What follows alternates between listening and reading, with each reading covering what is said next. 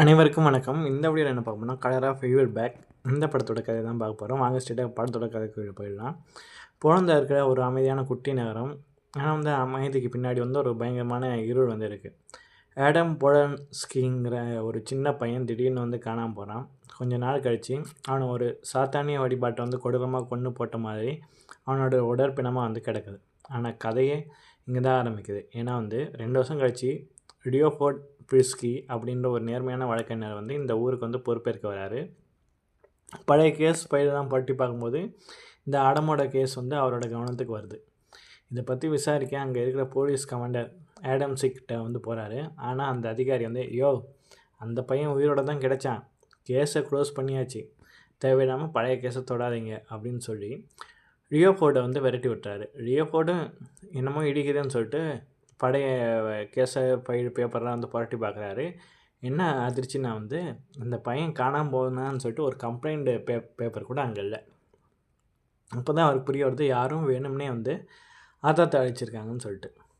உண்மையை கண்டுபிடிக்க லியோபோல்ட் நேராக அவங்க அம்மா, அந்த காணாம பையன் ஆடமோட அம்மா ரியானா வீட்டுக்கு போகிறாங்க.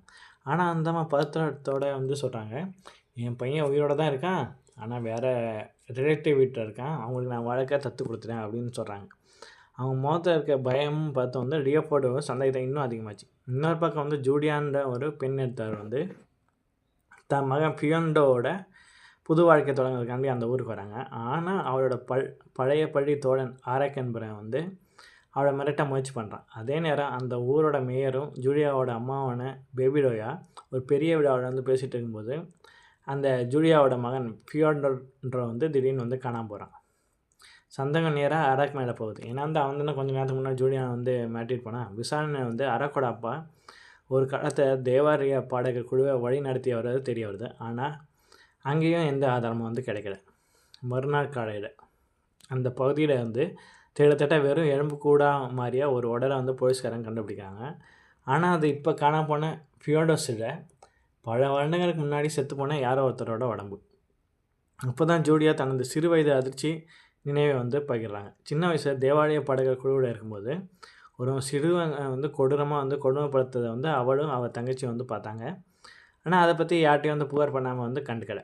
அதே சமயம் புதிதாக கிடைச்ச அந்த எலும்புக்கூடு காணாமல் போன ஆடமோட தான் இருக்குமோன்னு சொல்லி லியோபோல்டுக்கு சந்தேகம் வருது. கமாண்டர் ஆடம் சிட்டா அதை மறுத்தாலும் லியோபோல்ட் அதை கட்டாய பற்றி டிஎன்ஏ டெஸ்ட் எடுக்க வைக்கிறார். அந்த உடம்பு இருந்த நிலைமையை பார்த்து நடுங்கி விட்டாங்க எல்லாரும். தலை துண்டிச்சு உடலில் காலுக்கு நடுவில் வைக்கப்பட்டிருக்காங்க. ஒரு பயங்கரமான ரகசிய வழிபாடு முறைக்கான அறிகுறி தான் இது. அந்த எலும்புக்கூடு உண்மையிலே ஆடமோட தான். லியோபோல்ட் நேராக ஆடமோட அம்மா ரீனா கிட்டே போய் கேட்கும்போது அவங்க உண்மையை உடைக்கிறாங்க. கமாண்டர் ஆடம் சிக் தான் என் பையன் தத்தெடுக்க கொடுத்துட்டான்னு சொன்னார் அப்படின்னு. ஆனால் கமாண்டோ இதை நசுக்குன்னு மறுத்துடுறாரு. லியோபோல்டுக்கு இப்போ தெளிவாக புரியுது, போலீஸ் கமாண்டோ ஏதோ ஒரு பெரிய குற்றத்தை மறைக்கிறான்னு. விசாரணை தீவிரமாகுது. தேவாலய பாடகர் குழுவிற்கு பண உதவி செஞ்ச தொழிலதிபர் மார்க் என்பவரோட வீட்டில் சோதனை போடும்போது ஒரு ரகசிய யூஎஸ்பி டிரைவ் கிடைக்குது. அதுக்குள்ளே ஆடமோட ஃபோட்டோ, இதுக்கு முன்னாடி காணாமோட குழந்தைங்களோட ஃபோட்டோ, கமாண்டர் ஆடம் சிக் சம்மந்தப்பட்ட சில படங்கள், இது மாதிரி பல சிறுவர்கள் அடிக்கிற படங்கள், இது மாதிரி நிறையா ஃபோட்டோ இருக்குது. இந்த இடம் இயக்குன மார்க்கின் மன்னோட அப்பா, பழைய சோட்டனாங்கி. இவர் பல வருடங்களை சிறுவங்களை கொடுமைப்படுத்தி ஒரு ரகசிய நெட்வொர்க்கை நடத்தியிருக்காரு. இதுக்கெல்லாம் போலீஸ் கமாண்டர் ஆடம் சிக் உடந்தையாக இருக்கார்.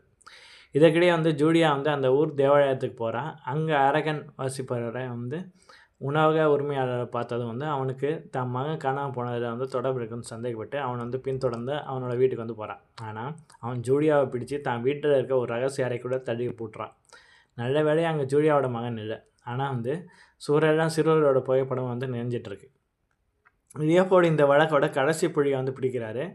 பாசியா அப்படிங்கிற ஒரு பெண்ணோட புகைப்படம் அவருக்கு கிடைச்சது. அவளுக்கு இந்த எல்லா ரகசியமும் தெரிஞ்சது தான். அவள் தற்கொலை பண்ணிக்கிட்டான்னு தெரிய வருது. கடைசியாக நிக்கி என்பவரோட காட்டுப்பகுதி மறைவிடத்தை கண்டுபிடிச்சி அவனை அதிரடியாக கைது செய்கிறாங்க. ஜூலியாவோட மகன் ஃபியோண்ட்ரா பத்திரமா மீட்கப்படுறாங்க. போலீஸ் காவலில் நிக்கி உண்மையை உடைக்கிறான். நான் ஆடம் கடத்தினது உண்மை தான், ஆனால் அவன் காரில் குதித்து இறந்துட்டான். இந்த விஷயம் வெளியே தெரிஞ்சால் பிரச்சனை ஆகும்னு சொல்லிட்டு கமாண்டர் ஆடம் சிக் தான் பிணத்தை மறைச்சி ஆதாரங்களை அழிக்க சொன்னார். இந்த ஊரில் பல வருஷமாக பெரிய குற்றங்கள் நடக்குதுன்னு ஊர் மக்கள் நினச்சிட்டு இருந்தாங்க.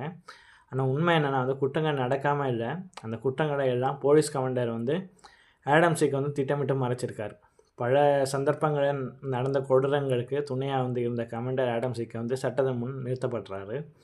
அன்றைக்கி இரவு வழக்கு முடிவடைஞ்சோன்னா லியோபோல்ட் வந்து ஜூலியா வந்து சந்திக்கிறாரு. இருவருக்குள்ளேயும் வந்து வார்த்தைகள் தேவைப்படுது.